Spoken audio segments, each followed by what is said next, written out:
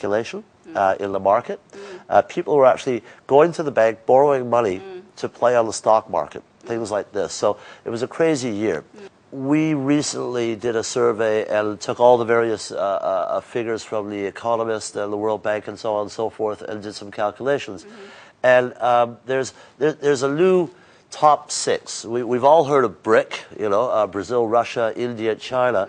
Well, there's now a next top six, and that's called CIVET. So that stands for Colombia, Indonesia, Vietnam, Egypt, Turkey, and South Africa. These economies have been selected as the emerging economies for a lot of the reasons that we've already sort of started to discuss. So what I did, we took a look at growth rates up to 2020.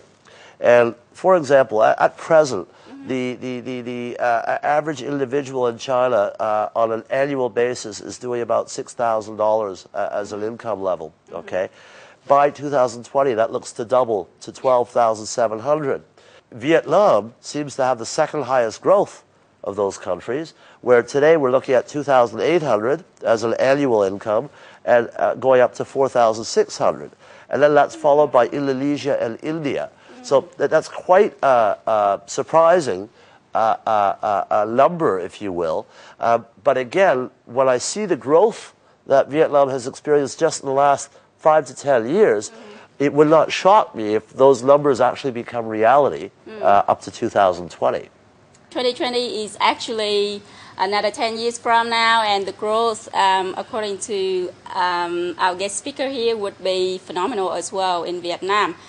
So how do you see that affecting the growth of income in Vietnam? We are actually already, in urban Vietnam, you already have 37% of the population that can afford what most other people can anywhere else in the world, which is quite a significant figure. So the middle class is what I believe will actually push and drive Vietnam, not the upper class, not the luxury. It's that midsection, because that's where you're going to get the bulk of your spend coming from. So that's really where I see the future. 5 years ago, the most desired items for an average Vietnamese consumer in urban areas are still very much basic. And by that it means rice cooker, color TV, gas cooker, telephone and fridge. 5 years later, all the basic needs are fully recovered, and we see the needs for ownership upgrade move to new and high-tech items such as DVD, washing machine, personal computer, aircon and microwave. Together with that emerge a series of electrical retailers across the country. To service the emerging middle class and the upper classes, with 30% disposable income, of which only 50% is for saving, branded products are also started making their entry into the market. You can easily spot such brands as Gucci, LV, Burberry, Virtu along the glamorous shopping streets in the two megacities of the country. Increase in disposable income has certainly fueled growing domestic consumption. Another reason, however, that most research data won't reveal is the psychological factor. For a long time, Vietnamese consumers were deprived of the luxury of shopping for anything beyond their basic needs due to the difficult economic condition of the country in the post-war period. Back then, all disposable income goes to saving for a rainy day and the future generation. As such, the consumer market was a price-sensitive and functional-driven market. Nowadays, with money to spend after having saved what is required and with confidence in the future economy of the country, it is pure joy and satisfaction for people to start looking beyond the basic needs. It's very aspirational for the middle class to actually emerge and become upper class sort of thing in the near future. Is that what you're saying? I mean, aspiration has been sort of the cornerstone of this society and for the last 5 years. So if we talk about brands, in the past, a mobile phone was not a brand, it was a communication device. Yeah. Today, a mobile phone actually tells someone who you are. So if you have a Nokia that's sort of young, it's about connecting people. If you have a Motorola, it's more about business. If you have a, what's it called, a Virtu or whatever else, the $4,000 to $6,000 mobile phone, it means I'm rich. Yeah. So brands have become an extension of the aspirational status that people want to portray to the rest of the community. So brands are actually becoming very important as the leading driver behind that. How do you put Vietnam in regional perspective in terms of disposable income? I think the best way to answer that is by actually talking about Southeast Asia, okay? So here we're talking about Singapore, Thailand, Indonesia, Malaysia, Philippines, Vietnam. In the old days, they used to call those the new Asian tigers, okay? And Vietnam was always considered the tiger tail, okay? Today, in terms of disposable income, the average Vietnamese person already has something like 35% disposable income. The average Vietnamese is saving around 15% of their income, okay? In other words, for example, 90% of Vietnamese own their homes almost outright, which means if you go to the West, everybody's paying mortgages and car loans and whatever else. Because the home is more or less already bought and paid for, even though they don't make a lot of money, what they have left is fairly, you know. So if I take a look at it from what I recall, about 35% is still spent directly just on food, on eating every day, okay? You've got transportation, healthcare, so on and so forth. But those things are actually quite small relative to the pie. So in terms of disposable income, it's actually quite high, but the amount is not nearly as much as what we're accustomed to. But then I wonder, with the 70-30% rural and urban split, is there going to be any challenges for investors in terms of distribution channel? Absolutely. Let me start off by the urban side of the equation. 15 years ago, there was no such thing as modern trade here. Okay. So your Tesco's, Walmart's just didn't exist. It was all what we call your traditional ma and pa stores. Okay, that started to change when the likes of Metro came in about 6-7 years ago.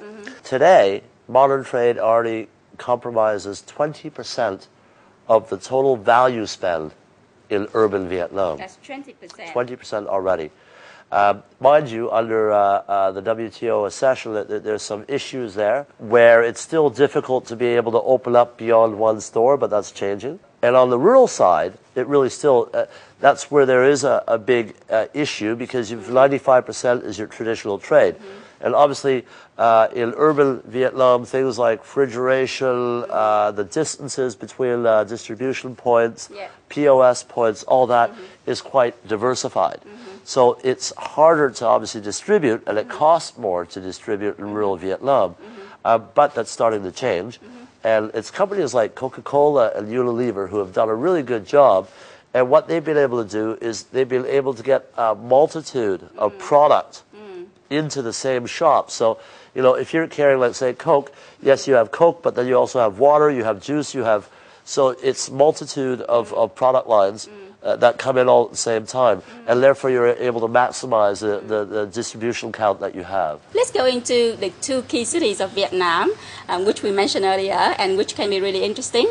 As you mentioned, there would be various differences between the north and the south, or Hanoi and Ho Chi Minh City. Can you give me a bit of perspective on that? Even after 35 years of reunification, there still are differences. But those differences are much more psychological than they are anything else. And I think maybe the best way to start off is if you ask, but how a Hanoian, say, considers wealth, is they will actually look at their next door neighbor. I'm going to see how successful I am based on what my neighbor has. Right. Okay?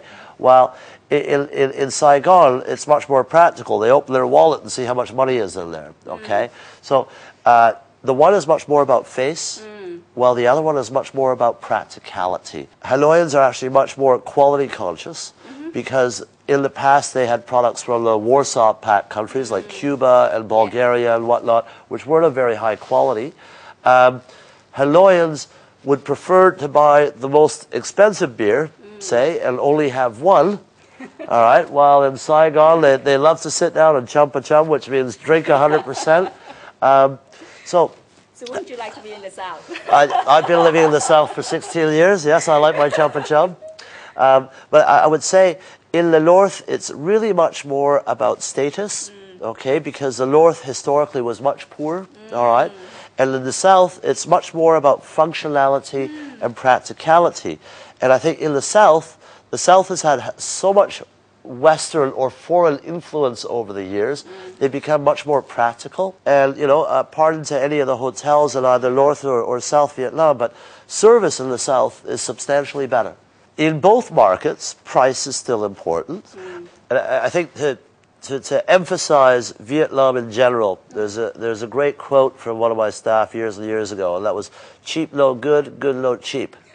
So they certainly understand that quality costs money. And if we look at it from a Hanoi versus Ho Chi Minh City perspective, recently one of our respondents in a focus group said, Hanoians will earn 10 and spend 1.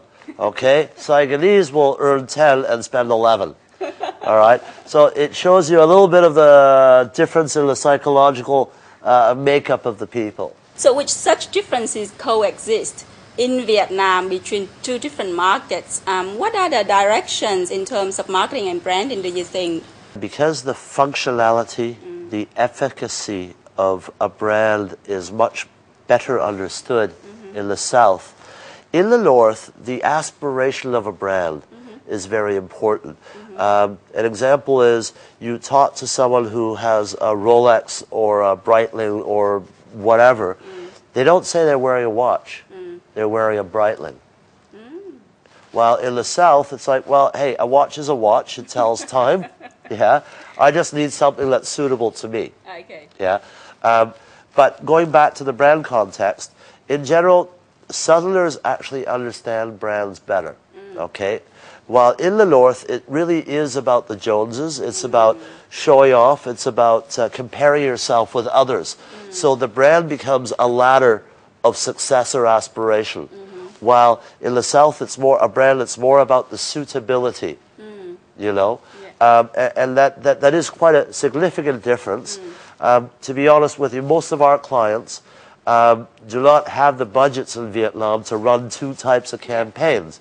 But we do have quite a famous watch client who actually is doing completely different marketing in the North compared to the South, understanding that psychological difference. Vietnam media is very diversified and very segmented. So you can actually plan your campaigns by different regions by using different TV stations. So you actually can drive a different message home in different regions. That's quite possible here. That's very interesting. So how do you think companies that want to apply a pan-Asia strategy going to do business in Vietnam? I think in the past, everybody went, oh, Vietnam's opening up. Hey, we've got this great ad from Thailand or from China or from Singapore, and we'll just bring it in here, put a voiceover, superimposition, subtitle, and off we go. Yeah. They were highly unsuccessful. Okay. They were highly unsuccessful for two reasons. In the old days, if you had an ad that was considered quite aspirational in Singapore, the Vietnamese sort of looked at the ad and went, I'll never get there. So it actually has no sense or has no contact point to me. Okay? Vietnam has got a 4,000-year history and a very, very, very rich history. Vietnamese are some of the most proud people on earth. You have to Vietnamize your content here. Okay? Vietnamize, that's the key word. Vietnamize. If you want to, look, shampoo. It cleans hair, it makes it shiny, it makes it look fuller, whatever. But they're all aware of that. But then how do you say it in what fashion to make it suitable, believable, aspirational, and obviously to persuade. Aspirational is at a very different level here than in other markets. It's not really subtle aspiration. You have to understand that we've got an incredibly young population here. It has to be really expressive. Which is not very sophisticated necessarily. So you actually have to make your ads work for you in the market. Vietnam certainly is a very unique market that is on the rise. Whether you are looking at Vietnam in a regional perspective or as a key market for your company, it is essential that you do proper research to gain a good understanding of the market. Thank you very much, Raf, for being here today to provide us with valuable insights into Vietnam. If you have any question for Raf or for Inside Vietnam, please send it to phi@insidevietnam.com.vn. You can also check for past episodes and information about the show at Inside Vietnam on eBlog, Facebook, Twitter, and YouTube. See you again in 2 weeks with our very interesting new episode that will take you on a journey to gain insight into the life, the values, the aspirations, usage, and image of the young consumers of Vietnam. My name is Phi Nguyen and I'm your host on Inside Vietnam. Goodbye and see you again soon.